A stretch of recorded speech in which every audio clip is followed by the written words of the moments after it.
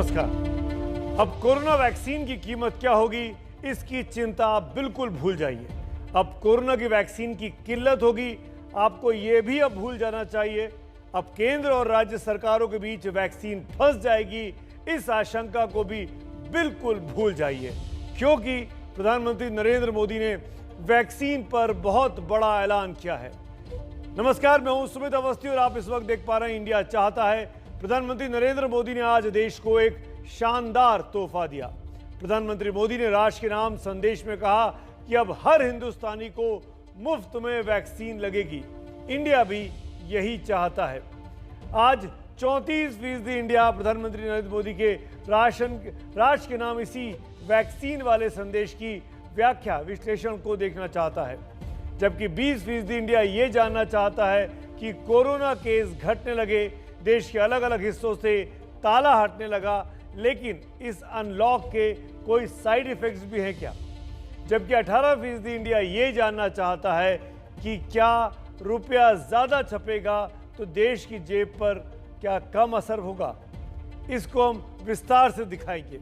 India की सबसे ज़्यादा दिलचस्पी आज उसी खबर में है जिसे प्रधानमंत्री नरेंद्र मोदी ने राष्ट्र के नाम अचानक अपने संदेश के जरिए दिया है। प्रधानमंत्री नरेंद्र मोदी ने आज साफ कर दिया कि वैक्सीन लगाने का काम केंद्र सरकार अब खुद संभालेगी और केंद्र की तरफ से लोगों को मुफ्त में अब वैक्सीन लगेगी। जिनको निजी अस्पतालों में जाकर वैक्सीन लगवानी है, वहां वो 150 रुपए का अतिरिक्त सर्विस चार्ज दे सकते हैं, उससे अधिक नहीं। 21 जून को योग दिवस है और उसी दिन वैक्सीन लगाने के इस नए कार्यक्रम का शुभारंभ होगा। देखिए, प्रधानमंत्री नरेंद्र मोदी ने राष्ट्र के नाम संदेश की सटीक व्याख्या करने वाली हमारी ये बेहद खास रिपोर्ट। आज ये निर्णय लिया गया है कि राज्यों के पास वैक्सीनेशन से जुड़ा जो 25% काम था, उसकी जिम्मेदारी भी भारत सरकार उठाएगी। ये व्यवस्था आने वाले 2 सप्ताह में लागू की जाएगी। इन 2 सप्ताह में केंद्र और राज्य सरकारें मिलकर नई गाइडलाइंस के अनुसार आवश्यक तैयारी कर लेंगी। अब साफ हो गया कि देश में वैक्सीन पर एक नीति होगी। एक देश एक नीति पर अमल करते हुए अब केंद्र सरकार ने वैक्सीनेशन का काम अपने हाथ में ले लिया है। 21 जून से 18 साल से ऊपर के सभी लोगों को मुफ्त वैक्सीन लगाने का जिम्मा अब केंद्र सरकार पर होगा। अब तक देश के करोड़ों लोगों को मुफ्त वैक्सीन मिली है। अब 18 वर्ष की आयु के लोग भी इसमें जुड़ जाएंगे। सभी देशवासियों के लिए भारत सरकार ही मुफ्त वैक्सीन उपलब्ध करवाएगी। गरीब हो, निम्न मध्यम वर्ग हो, मध्यम वर्ग हो या फिर उच्च वर्ग, भारत सरकार के अभियान में मुफ्त वैक्सीन ही लगाई जाएगी। भारत में 16 जनवरी से फ्रंटलाइन वर्कर्स को टीका लगना शुरू हुआ। 1 मई से राज्यों को 25% की जिम्मेदारी दी गई थी, जो आज वापस ले ली गई। दिल्ली की केजरीवाल सरकार समेत कई राज्य सरकारों ने पहले ज्यादा अधिकार देने की बात कही थी और इसी के लिए उन्हें अधिकार दिए भी गए। राज्य सरकारों ने वैक्सीन की मांग के लिए ग्लोबल टेंडर भी निकाले, पर अधिकतर जगह पूरी कवायद बेकार गई। इसके बाद राज्य सरकारों ने केंद्र पर अकेला छोड़ देने का आरोप भी लगाया। ये तो ऐसे हो गया कि मान लो कल पाकिस्तान वॉर कर दे हमारे देश पे और फिर वो कहे अरे दिल्ली वालों ने न्यूक्लियर बम बनाया क्या, उत्तर प्रदेश वालों ने टैंक खरीदा क्या, बिहार वालों ने, और राज्य केंद्र सरकार कह दे सारे अपना अपना सब संभाल लेना। ऐसे थोड़ी होगा। केंद्र सरकार की जिम्मेदारी है वैक्सीन खरीदने की, वैक्सीन प्रोक्योर करने की, वैक्सीन सप्लाई करने की। आज पीएम मोदी ने इस तरह के आरोपों पर सीधा जवाब दिया।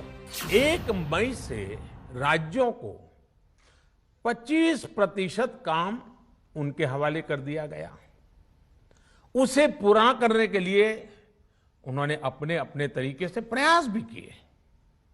इतने बड़े काम में किस तरह की कठिनाइयां आती हैं, ये भी उनके ध्यान में आने लगा। उनको पता चला पूरी दुनिया में वैक्सीन की क्या स्थिति है, इसकी सच्चाई से भी राज्य परिचित हुए।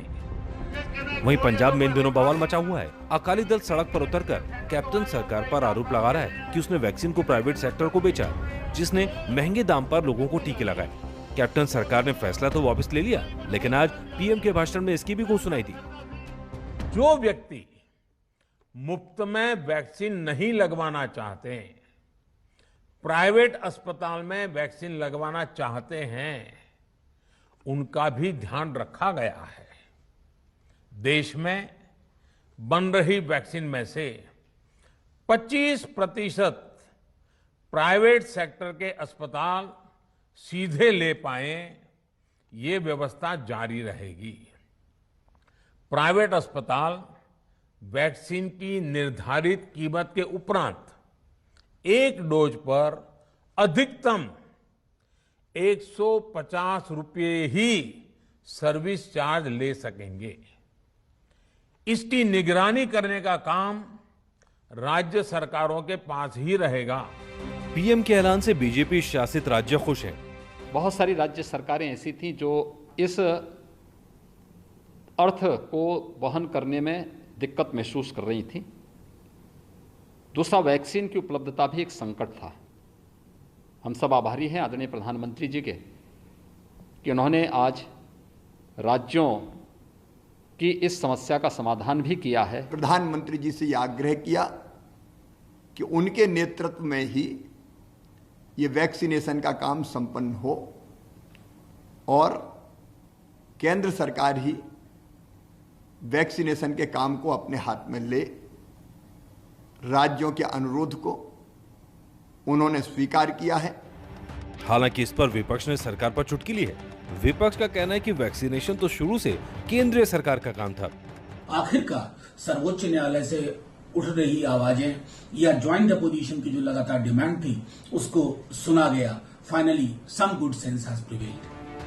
यानी अब केंद्र सरकार ने प्राइवेट अस्पतालों पर कैप भी लगा दी, जिससे वो मनमानी कीमत ना वसूल सके। आने वाले दिनों में देश में वैक्सीन का प्रोडक्शन भी बढ़ रहा है और आयात होने वाले टीकों की संख्या भी बढ़ रही है।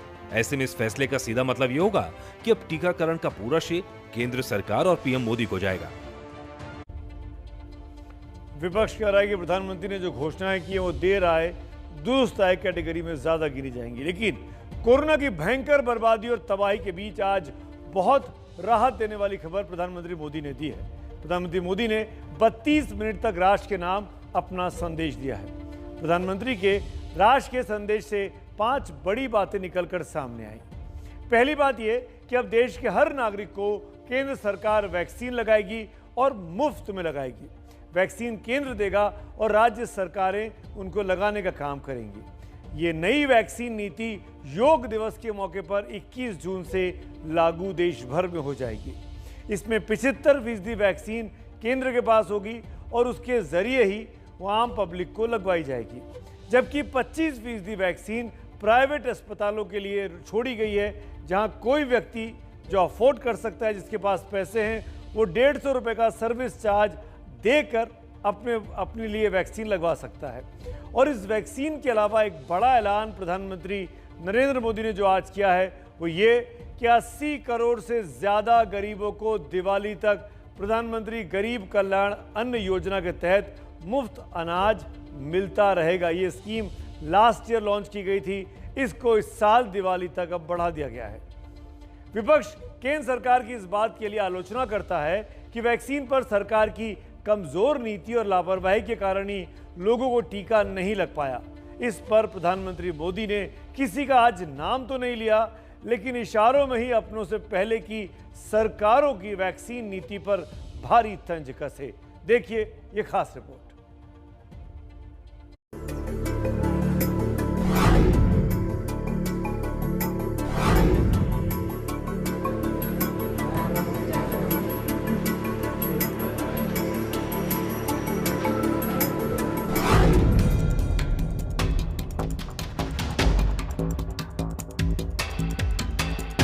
एक 130 करोड़ की आबादी और वैक्सीन लगी है 23 करोड़।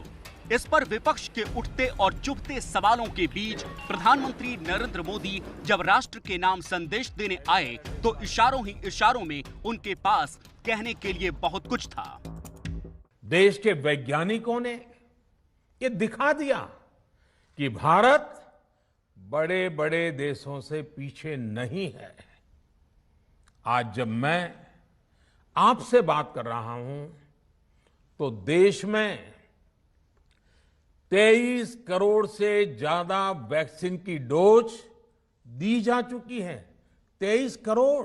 भारत ने एक साल के भीतर ही एक नहीं बल्कि 2 made in India vaccine launch कर दी। हमारे देश ने, देश के वैज्ञानिकों ने ये दिखा दिया कि भारत बड़े बड़े देशों से पीछे नहीं है। प्रधानमंत्री नरेंद्र मोदी ने इस बात पर बार बार जोर दिया कि 23 करोड़ लोगों को वैक्सीन लगाना कोई मामूली बात नहीं है, लेकिन विपक्ष सवाल उठा रहा है कि अभी वैक्सीन की दोनों डोज तो सिर्फ 4 करोड़ लोगों को ही लगी है, बाकी तो एक ही डोज लग पाई है। जितना भी हम वाह कर ले अपने आप को, वास्तविकता ये है कि 3% हमारी देश की आबादी के 3% को 2 टीके लगे। अब सुप्रीम कोर्ट में ये केस दर्ज है, अब उसका नतीजा आने वाला है और सबको पता है कोर्ट जिस तरीके से बयान दे रही है कि ये केंद्र सरकार की प्राथमिक जिम्मेदारी है। अब कोर्ट से ये आदेश आने से पहले वो जो है अपना घोषणा कर दी। अच्छी बात है, देर आई लेकिन दुरुस्त आई बात। एक तरफ प्रधानमंत्री नरेंद्र मोदी ने यह पक्ष रखा कि 23 करोड़ लोगों की वैक्सीन कम नहीं होती, तो दूसरी तरफ उन्होंने वैक्सीन के आईने में पिछली सरकारों को उनका चेहरा भी दिखा दिया है। पिछले 50-60 साल का इतिहास देखेंगे तो पता चलेगा कि भारत को विदेशों से वैक्सीन प्राप्त करने में दशकों लग जाते थे। पोलियो की वैक्सीन हो, स्मॉल पॉक्स जहां गांव में हम उसको चेचक कहते हैं, चेचक की वैक्सीन हो, हेपेटाइटिस बी की वैक्सीन हो, इनके लिए देशवासियों ने दशकों तक इंतजार किया था। पल्स पोलियो का कार्यक्रम भारत में हर बच्चे को सेहतमंद पैरों पर खड़ा करने के लिए था। आज भी उसका प्रचार चलता आ रहा है। प्रधानमंत्री मोदी ने देश के तमाम टीकाकरण कार्यक्रमों पर पिछली सरकारों के कामकाज को सवालों के कटघरे में खड़ा कर दिया। जब 2014 में देशवासियों ने हमें सेवा का अवसर दिया तो भारत में वैक्सीनेशन का कवरेज 2014 में भारत में वैक्सीनेशन का कवरेज सिर्फ 60% के आसपास था, 60% के आसपास था। और हमारी दृष्टि में ये बहुत चिंता की बात थी। जिस रफ्तार से भारत का टीकाकरण कार्यक्रम चल रहा था, उस रफ्तार से देश को 100% टीकाकरण कवरेज का लक्ष्य हासिल करने में करीब 40 साल लग जाते हैं। हमने इस समस्या के समाधान के लिए मिशन इंद्रधनुष को लॉन्च किया। ये बात सही है कि कोरोना जैसी वैश्विक महामारी पर राजनीति नहीं होनी चाहिए, लेकिन राजनीति वो चुंबक है जो मौत की छाती से भी जाकर चिपक जाती है।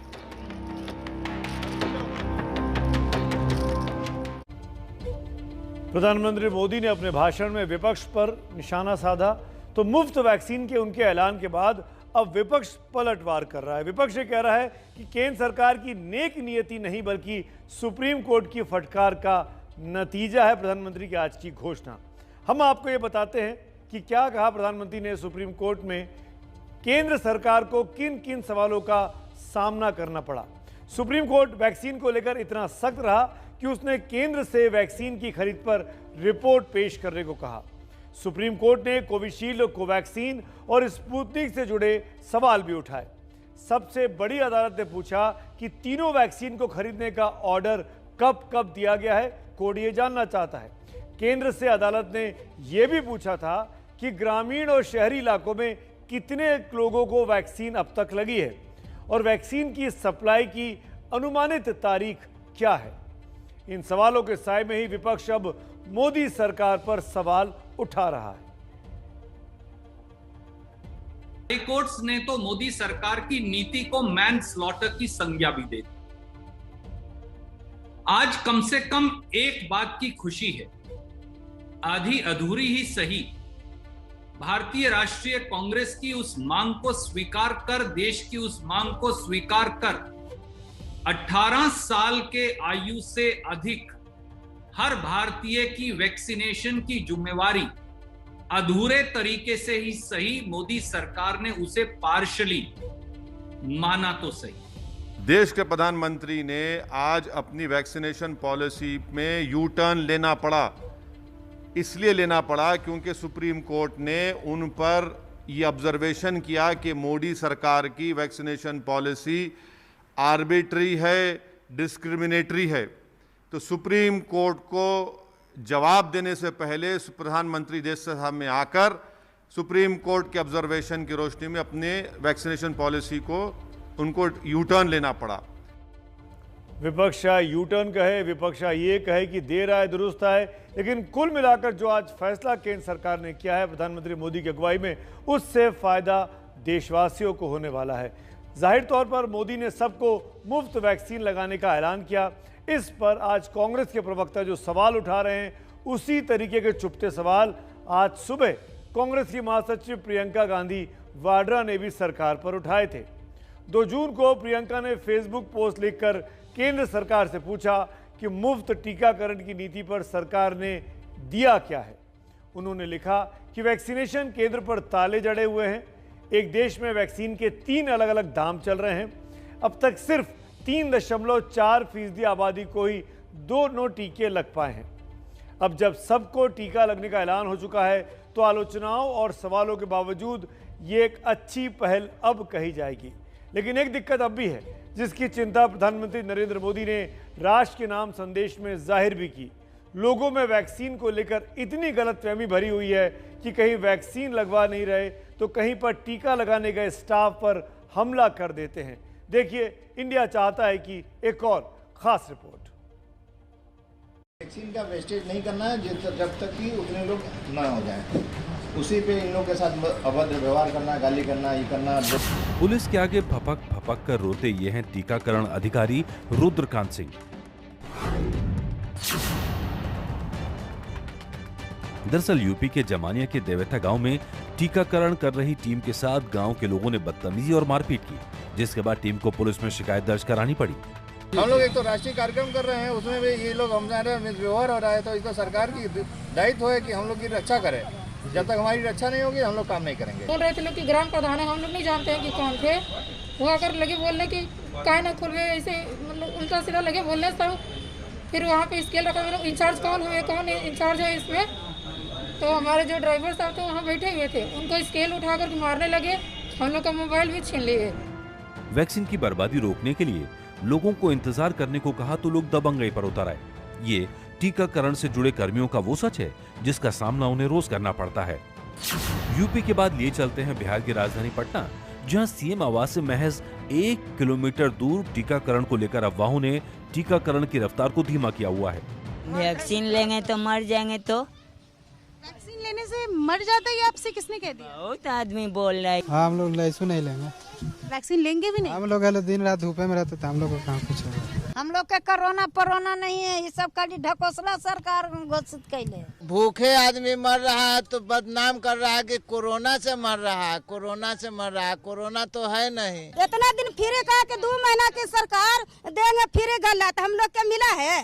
नहीं मिला है। इसी गुस्से में सुई भी नहीं लेंगे, काली लेंगे। हम अपना भाग से मरेंगे चाहे जिएंगे। अगर आपको खुद को बचाना है, सरकार के सामने अपने सवाल रखने हैं, तो इसके लिए भी जरूरी है इन लोगों के लिए कि ये पहले खुद को सुरक्षित रखें। अगर जान बची रहेगी तभी राशन कार्ड का उपयोग भी कर पाएंगे।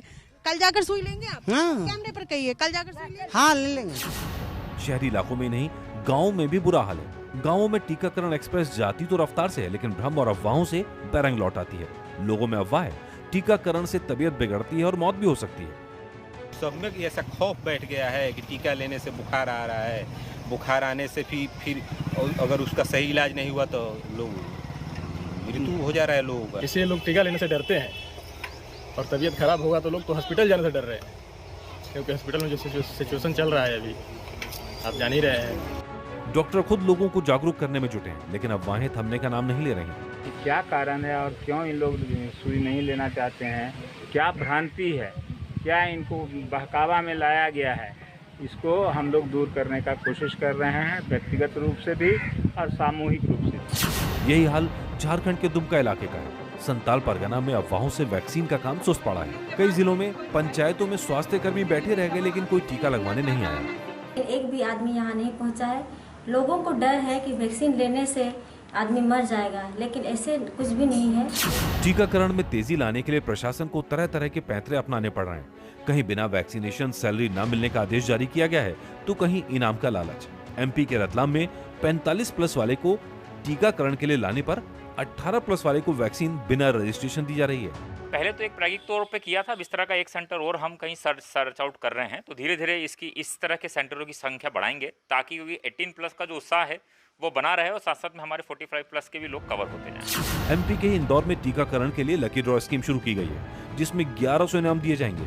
इनामों में oxygen concentrator machine, mask, kit, bat ball जैसे इनाम शामिल हैं। ऐसी तस्वीरें प्रधानमंत्री नरेंद्र मोदी तक भी जाती हैं, इसलिए उन्होंने आज हाथ जोड़कर लोगों से अपील की वो किसी अफवाह का शिकार ना हो और वैक्सीन जरूर लगवाएं।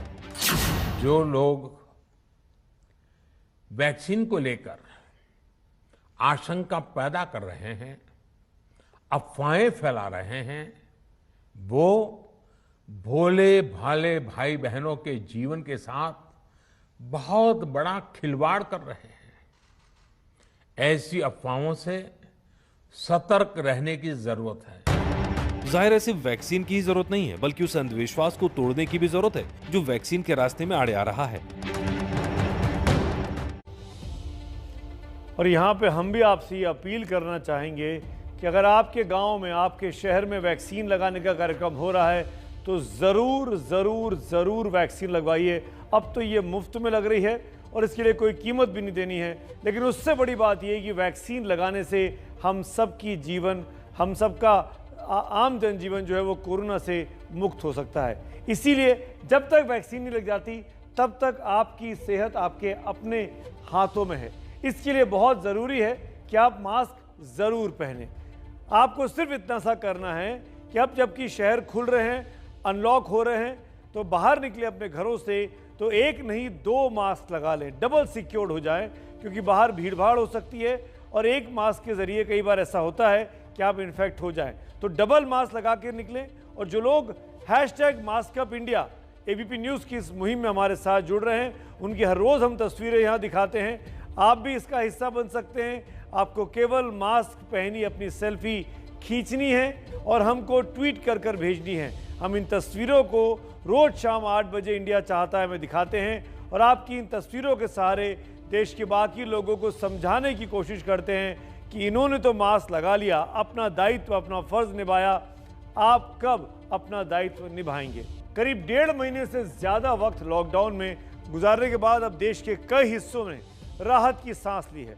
दिल्ली, महाराष्ट्र, उत्तर प्रदेश, राजस्थान, गुजरात समेत देश के कई राज्य आज से अनलॉक हो गए हैं। हालांकि कुछ पाबंदियां अभी भी लगी हैं। अनलॉक लोगों के लिए खुशियां तो लाया है, लेकिन सिक्के के 2 पहलू की तरह इसके फायदे भी हैं और नुकसान भी हैं। अनलॉक का सबसे बड़ा फायदा यह है कि लोगों का काम धंधा शुरू हो गया है, बंद पड़ी दुकानें खुलने लगी हैं, फैक्ट्रियां खुल गई हैं। लेकिन इसका नुकसान ये है कि लोग घरों से निकलेंगे तो बाजारों में भीड़ बढ़ेगी और भीड़ कोरोना को बढ़ाती है। कोरोना के चलते जिन लोगों की नौकरी चली गई थी, अनलॉक के बाद ऐसे लोगों के लिए नौकरियों की संभावनाएं अब बढ़ेंगी। लेकिन नुकसान ये है कि इस मेलजोल से, भीड़ में रहने से कोरोना का खतरा भी बढ़ जाएगा। अनलॉक से देश की अर्थव्यवस्था फिर रफ्तार पकड़ेगी, जैसा पहली लहर में हुए लॉकडाउन के बाद हुआ था। लेकिन नुकसान ये है कि बीमारी अगर फिर लौटी तो लॉकडाउन का खतरा फिर से मंडराने लगेगा। इसको आप ब्रिटेन के उदाहरण से बेहतर तरीके से समझ सकते हैं। वहाँ लोगों को वैक्सीन लग गई है, कोरोना के मामले भी कम होने लगे थे कि फिर से केस बढ़ने लगे हैं। ऐसा इसलिए हो रहा है कि 25 मई तक ब्रिटेन का एग्जाम्पल आपको दिखाते हैं। 25 मई तक ब्रिटेन में कोरोना के मामले 3000 से कम आ रहे थे, लेकिन उसके बाद बेहिसाब बढ़ने लगे हैं। यहाँ पर ब्रिटेन में 1 जून से 6 जून के बीच देखें तो कोरोना के मामले 3165 थे, जो पहले 3165 1 जून को, 2 जून को 4330 हुए, 3 जून को बढ़कर 5274 हो गए, 4 जून को बढ़कर 6000 का आंकड़ा क्रॉस किया, 6238, 5 जून को 5765 और 6 जून को बढ़कर 5341, यानी 1 जून से 6 जून के बीच में इन 5 दिनों में ब्रिटेन में लगभग 2 गुना केस, नए केस में वृद्धि हो गई। ब्रिटेन का उदाहरण हमें बता रहा था कि दूध के जरे को छाछ भी फूंक कर पीना पड़ता है। अनलॉक के इस दौर में लोगों को ये याद रखना होगा कि कैसे दूसरी लहर ने कोहराम मचाया था।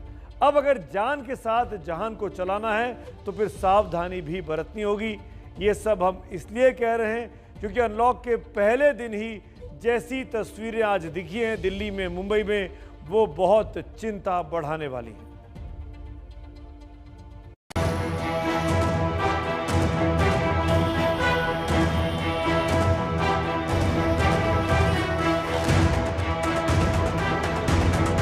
तो ये तस्वीरें जगह जगह जो बस डिपो है वहां पर देखने को मिल रही है। जगह जगह लंबी कतारें लग रही हैं। दुकानें खुली हुई आपको नजर आएंगी। ये जो है ज्यादातर कपड़ों की दुकानें हैं। ये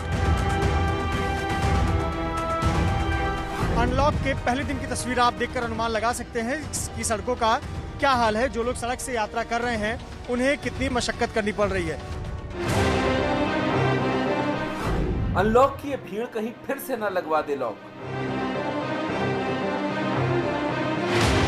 सड़कों पर उमड़ा हुजूम फिर न करवा दे घरों में बंद।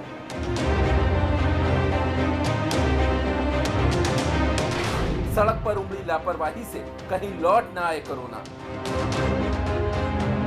अभी कोरोना गया नहीं है, लेकिन रोजी रोटी के लिए लॉकडाउन क्या हटा। आलम यह है कि दिल धरने की जगह नहीं। सुबह 10 बजे ITO दिल्ली। दिल्ली में आज अनलॉक की शुरुआत के साथ दफ्तर, मॉल, बाजार खोल दिए गए। सुबह 10 बजे से ही लोगों की भीड़ सड़कों पर निकल आई। लोग अपने दफ्तरों, दुकानों की तरफ रुख करने लगे। ऐसा लग रहा है कि कोरोना का खतरा खत्म हो गया। मैं इस समय मौजूद हूँ दिल्ली के ITO फुटओवर ब्रिज पर। सामने ITO की बत्ती है और आप देख सकते हैं कि पहले ही दिन आज कितनी ज़्यादा गाड़ियाँ हैं जो सड़कों पर निकली हुई नज़र आ रही हैं। आप देख सकते हैं कि जैसे ही आज पहला दिन हुआ है वैसे ही लोग घरों से बाहर निकल आए हैं और कई ऐसे लोग हैं जो इस समय दफ्तर जा रहे हैं क्योंकि सुबह का समय है, तो दफ्तर के लिए बाहर निकले हैं, काम के लिए बाहर निकले हैं। आज बाजार भी खुल रहे हैं। सुबह 11 बजे वेस्टर्न एक्सप्रेस हाईवे मुंबई के वेस्टर्न एक्सप्रेस हाईवे पर भी गाड़ियों की कतार नजर आ रही है। कई किलोमीटर लंबा जाम लगा हुआ है। जाम लगने की वजह यह है कि लोकल ट्रेनों को अनलॉक के पहले दौर में सबके लिए नहीं खोला गया है, लिहाजा लोग गाड़ियों से अपनी मंजिल तय कर रहे हैं। वेस्टर्न एक्सप्रेस हाईवे पर अनलॉक के पहले दिन की तस्वीर आप देखकर अनुमान लगा सकते हैं कि सड़कों का क्या हाल है। जो लोग सड़क से यात्रा कर रहे हैं उन्हें कितनी मशक्कत करनी पड़ रही है। ये मुंबई का वेस्टर्न एक्सप्रेस हाईवे है और जिस दिशा में ये गाड़ियां जा रही हैं ये दक्षिण मुंबई की दिशा में गाड़ियां बढ़ती नजर आ रही हैं। लेकिन देखिए कितनी रफ्तार धीमी है। ये है वेस्टर्न एक्सप्रेस हाईवे का हाल। वजह यह है कि आज से अनलॉक की प्रक्रिया शुरू हुई है। बहुत सारे दफ्तर, दुकानें, कामकाज के ठिकाने आज से खुल रहे हैं। मुंबई बसों में भीड़, और अब मुंबई में अनलॉक की ये तस्वीर भी देख लीजिए। बसों में चढ़ने के लिए लोगों के बीच मारामारी मची है। बस स्टैंड पर लंबी लंबी लाइनें हैं और लोग एक दूसरे से सट कर खड़े हैं। लोगों की ये भीड़ ही कोरोना को बढ़ाती है। मैं इस वक्त मुंबई के गोरेगांव डिपो पर हूं। गोरेगांव डिपो की आप एक तस्वीर देख सकते हैं। बसों के इंतजार में लोग बस स्टैंड पर खड़े हैं, इंतजार करते हैं और अपना नंबर आने का इंतजार करते हैं और फिर यात्रा के लिए बसों में बैठते हैं। दरअसल शर्त ये रखी गई है कि बसों में जितनी सीट है उतने ही यात्री बसों में बैठ सकते हैं, यानी कि पहले की तरह जैसे कुछ यात्री खड़े होकर भी यात्रा करते थे उसे इजाजत नहीं दी गई है। बेस्ट बसों में यात्रा करने के लिए जितनी सीटें हैं, जितनी क्षमता है, उतने ही यात्री यात्रा कर सकते हैं। ये सिर्फ चंद तस्वीरें हैं। जहां जहां अनलॉक की प्रक्रिया शुरू हुई है वहां भीड़ सड़कों पर ऐसे ही नजर आ रही है। कोरोना के केस कम हो रहे हैं और लोगों की रोजी रोटी चलती रहे, इसीलिए उन्हें बाहर निकलने की छूट मिली है। लेकिन सड़कों पर उतर रही ये भीड़ फिर खतरे का सिग्नल दे रही है। महाराष्ट्र, दिल्ली, यूपी, राजस्थान, गुजरात समेत कई राज्यों में अनलॉक की प्रक्रिया शुरू हो गई है। दिल्ली में मेट्रो, बाजार, मॉल, दफ्तर, फैक्ट्रियों को खुलने की इजाजत दी गई है। बाजार और मॉल पर ऑड इवन फॉर्मूला लागू किया गया है,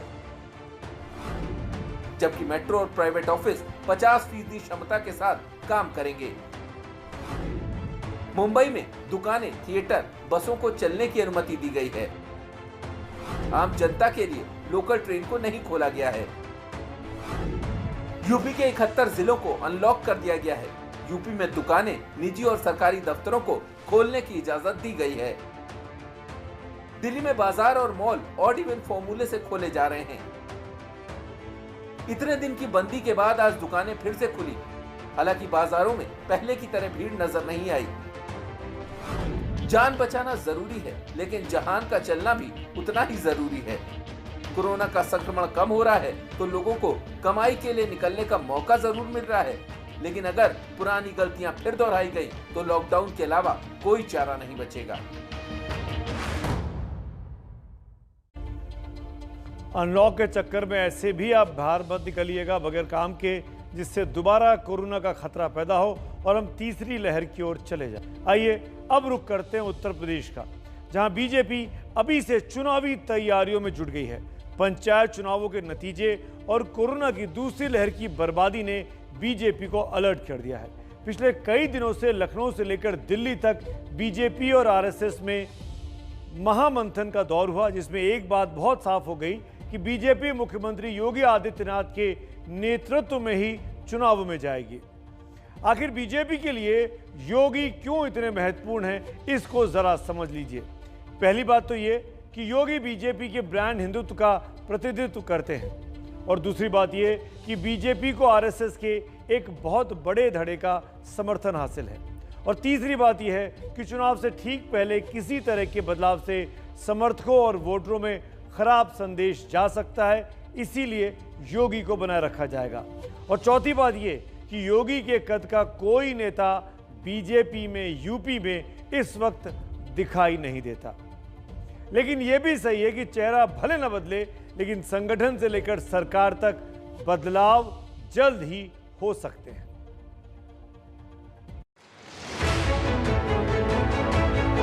सबसे ज्यादा लोकप्रिय सरकार उत्तर प्रदेश की मोदी सरकार। आदरणीय योगी जैसा कोई नेता मिलेगा? इतना परिश्रमी इस राज्य के अंदर कोई मुख्यमंत्री बना? जय जय श्री राम। तो ये पक्का है कि उत्तर प्रदेश में अगले विधानसभा चुनाव के लिए बीजेपी का नेतृत्व मुख्यमंत्री योगी आदित्यनाथ ही करेंगे।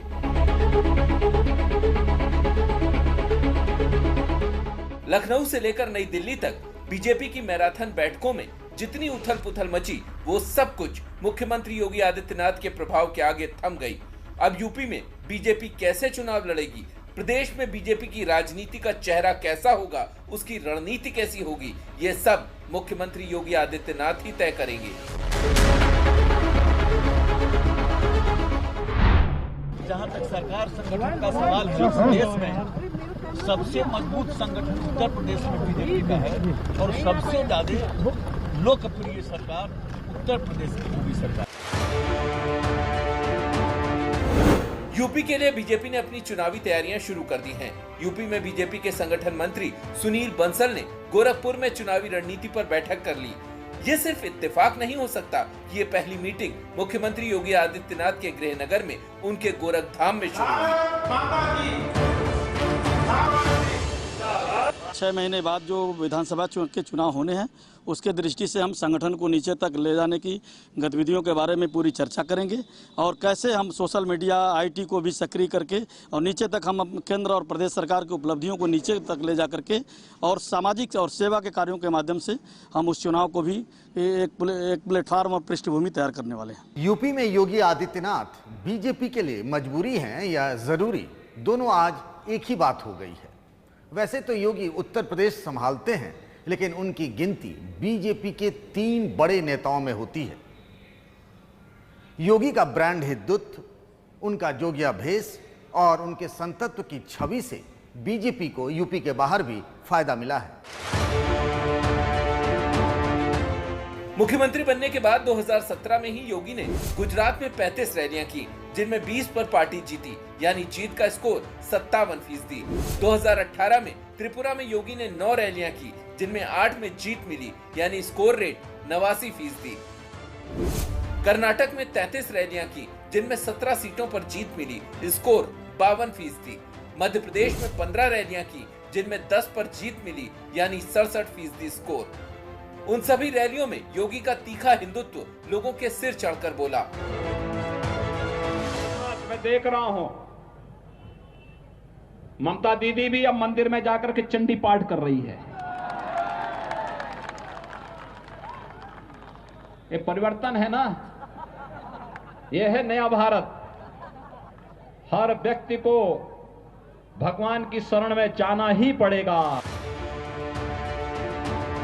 और तो और 2019 के लोकसभा चुनाव में एसपी बीएसपी के मारक गठबंधन के बावजूद यूपी में एनडीए को 64 सीटें मिल गईं।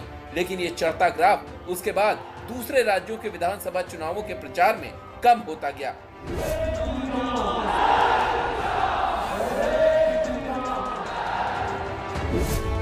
– 2019 में हरियाणा में योगी की रैली से जीत का स्कोर 13% रहा, तो झारखंड में 17%। 2020 में दिल्ली में 17%, तो बिहार में 31% और अभी हाल में हुए बंगाल चुनाव में 29% रहा। लेकिन दूसरे राज्यों में चाहे जैसा भी प्रभाव पड़ा हो, बीजेपी को लगता है कि यूपी में बगैर योगी के उनकी चुनावी नैया पार नहीं लग सकती। कोई मिला है इतना परिश्रमी मुख्यमंत्री, सप्ताह में 7 दिन, दिन के 24 घंटे। दूसरी बात, उनके आने के बाद अपराध मुक्त हुआ राज्य, ईमानदारी में शासन चल रहा है। मतलब इतने आपने देखा है, सपा बसपा को आपने देखा है अच्छी तरह। इस राज्य को लोग लूट लेते हैं भाई। इतना तो साफ लगता है कि योगी के पांव अंगद की तरह जमे हुए हैं, लेकिन संगठन और सरकार में कुछ बदलाव के संकेत मिल रहे हैं जो बहुत होने वाले हैं। अब देखिए कि किसका सिक्का जमता है और किसका पत्ता कटता है।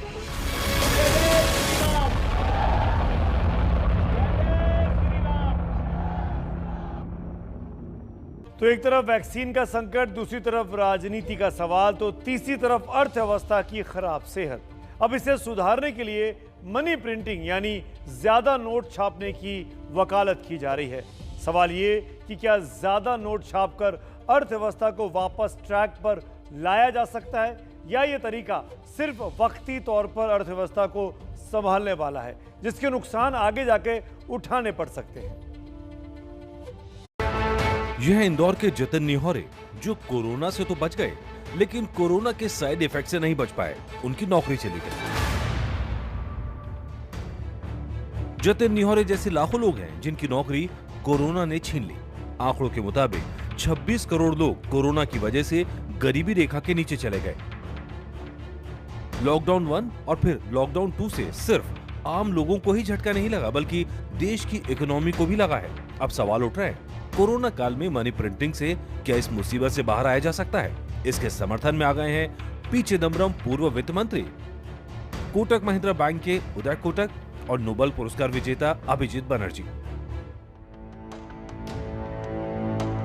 मनी प्रिंटिंग का मतलब सिर्फ नए नोट छापना नहीं, मनी प्रिंटिंग का मतलब है आरबीआई द्वारा सरकार से सीधे बॉन्ड खरीदकर पैसा उपलब्ध कराना। अक्सर इसके लिए आरबीआई नई करेंसी को प्रिंट करता है। जानकार मान रहे हैं मौजूदा हाल में ये सही विकल्प हो सकता है। जब कोई व्यक्ति बीमारी से उठता है, उसे कमजोरी होती है, तो शरीर में एनर्जी लाने के लिए उसे टॉनिक लेने पड़ते हैं। आज के सर्कमस्टांसेस में हमारी इकोनॉमी कोरोना नाम की बीमारी से उठ रही है, तो ऐसे में नोट प्रिंट करना एक टॉनिक की तरह हमारी इकोनॉमी के लिए काम करेगा। अगर जितिन न्योहरे जॉब कर रहे होते तो उन्हें मिली सैलरी या उनका किया खर्च देश की जीडीपी को बढ़ाते, लेकिन उनकी बेरोजगारी में ऐसा नहीं हो पा रहा है। जितिन न्योहरे जैसे लाखों लोगों की बेरोजगारी, काम धंधे बंद होने, मजदूरी बंद होने से देश की जीडीपी पर असर पड़ा है। अब खर्च कर जीडीपी बढ़ाने की जिम्मेदारी सरकार पर आ पड़ी है। सरकार के पास दो विकल्प हैं। एक, सभी को सीधे पैसा दिया जाए जैसा विकसित देशों में हुआ।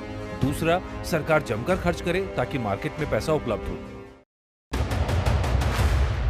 लेकिन सरकार घटती कमाई से खुद परेशान है। ऐसे में उसके पास टैक्स बढ़ाने का विकल्प है। पेट्रोल डीजल के दाम बढ़ाकर सरकार यही कर रही है। उसके पास बॉन्ड से पैसा जुटाने का विकल्प है। आरबीआई ज्यादा नोट छापकर सरकार को पैसा दे, इससे मार्केट में पैसा आएगा तो डिमांड बढ़ेगी और मार्केट में जान लौटेगी। लेकिन ये आसान रास्ता नहीं है। मनी प्रिंटिंग से महंगाई का खतरा है। इसे प्याज के उदाहरण से समझिए। जब प्याज की पैदावार कम होती है तो 100 रुपए किलो बिकती है, लेकिन जब प्याज की पैदावार ज्यादा होती है तो दाम घटकर 20 रुपए पर आ जाते हैं। यही नियम करेंसी पर लागू होता है। ज्यादा छपेगी तो उसकी वैल्यू कम होगी। तीसरा खतरा यह है कि विदेशी निवेशकों का भरोसा कम हो जाता है। तीनों चीजें लंबी दौड़ में नुकसान की बात कहती हैं। देखिए, करेंसी अगर ज्यादा प्रिंट होती है तो उससे इन्फ्लेशन यानी महंगाई बढ़ सकती है, क्योंकि लोगों के पास पैसा ज्यादा आ जाएगा, ज्यादा खरीदारी करेंगे तो उससे महंगाई बढ़ सकती है। करेंसी ज्यादा प्रिंट होती है तो उससे हमारी करेंसी की वैल्यू कम हो सकती है। फिलहाल रिजर्व बैंक ऑफ इंडिया का करेंसी प्रिंटिंग का कोई प्लान नहीं है, लेकिन इस बारे में चर्चा लगातार बढ़ रही है। कोरोना की लौटती लहर, बार बार होने वाले लॉकडाउन के चलते सरकार के पास विकल्प कम होते जा रहे हैं। वो शब्द है जो आज मैंने ट्विटर पर पोस्ट किया, सफर। और अब वो दो चुने हुए संदेश आपको दिखाते हैं जिनका आपको बेसब्री से इंतजार रहता है। राजेश चौबे साहब ने आज पोस्ट किया है, जिंदगी का सबसे लंबा सफर एक मन से दूसरे मन तक पहुंचना है और इसी में सबसे ज्यादा समय लगता है। अभिषेक भारती ने सफर शब्द पर शायरी पोस्ट की है। न जाने कौन सा मंजर नजर में रहता है, तमाम उम्र मुसाफिर सफर में रहता है। जिंदगी का सफर ऐसा हो जो कई बार कामयाबियों की बुलंदी तक जाता है। वैसे ही एक नाम है कव्वाली के शहंशाह सईद साबरी का, जिनकी जिंदगी का सफर आज थम गया। मशहूर शोमैन राज कपूर ने जिस गाने के लिए अपनी लिस्ट में पाकिस्तान के मशहूर कव्वालों के नाम लिखे थे, वो सारे नाम हटाकर उन्होंने सईद साबरी का नाम लिख दिया था। ये अलग बात है कि ये मशहूर गाना सईद साबरी ने तब गाया जब राज कपूर इस दुनिया से चले गए। सईद साबरी अब आखिरी सफर पर निकल चुके हैं, लेकिन उनकी आवाज़ आज भी कह रही है, देर ना हो जाए, कहीं देर ना हो जाए।